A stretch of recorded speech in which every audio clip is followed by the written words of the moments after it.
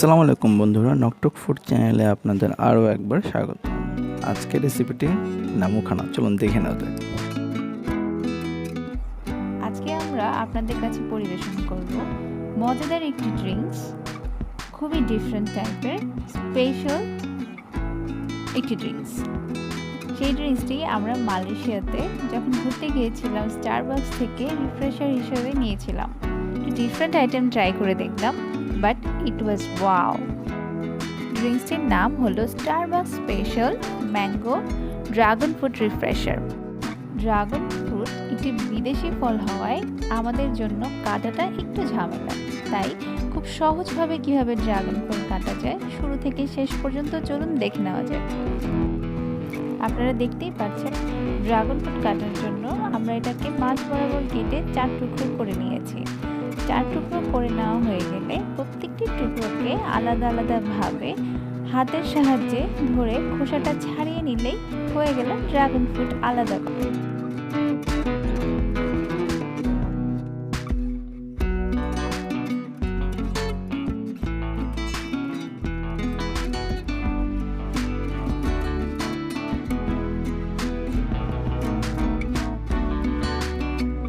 এখন ড্রাগন ফ্রুটগুলোকে টুকরো টুকরো করে কেটে নিব। এবার ছিলে রাখা পাকা আম ঠিক ড্রাগন ফ্রুটের মতো ছোট ছোট টুকরো করে কেটে নিব।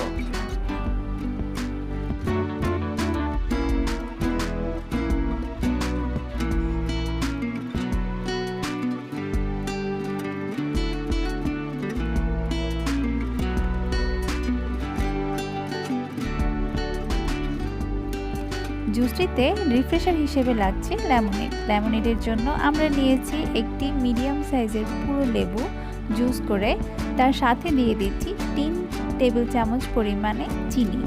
চিনিটা আপনার যার যার টেস্ট অনুযায়ী অ্যাড করে নেবেন। আর সাথে দিচ্ছি এখন 1 কাপ পরিমাণ পানি। পানিটা দিয়ে ভালো করে জুসটা তৈরি করে নেব।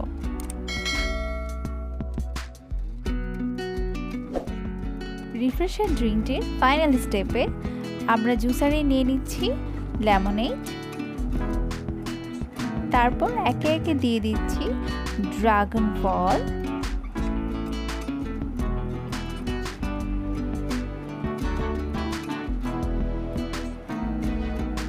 দিচ্ছি কেটে রাখা আম,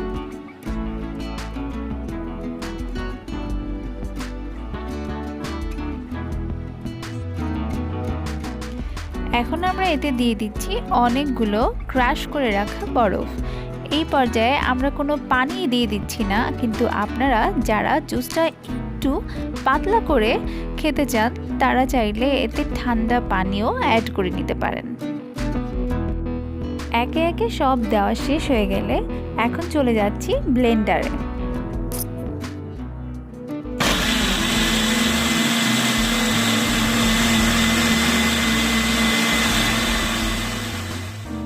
এবার পছন্দসই একটি গ্লাস নিয়ে তাতে দিয়ে দিচ্ছি টুকরো বরফ। এখন তাতে দিয়ে দিব ব্লেন্ড করা আমাদের রিফ্রেশার ড্রিঙ্কস।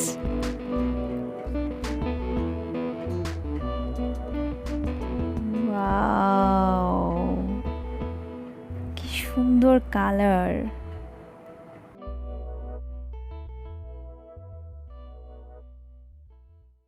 ডেকোরেশনের জন্য আম একদম ছোট ছোট টুকরো করে দিয়ে দিচ্ছি জুসটির উপরে।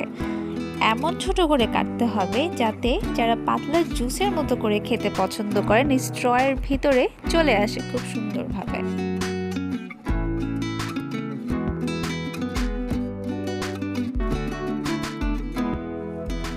তো বন্ধুরা, কেমন লাগলো আমাদের আজকে রেসিপিটি? আশা করি আপনাদের ভালো লাগবে। আপনাদের ভালো লাগলে অবশ্যই চ্যানেলটি সাবস্ক্রাইব করুন, লাইক এবং কমেন্ট দিয়ে আমাদের সাথেই থাকুন।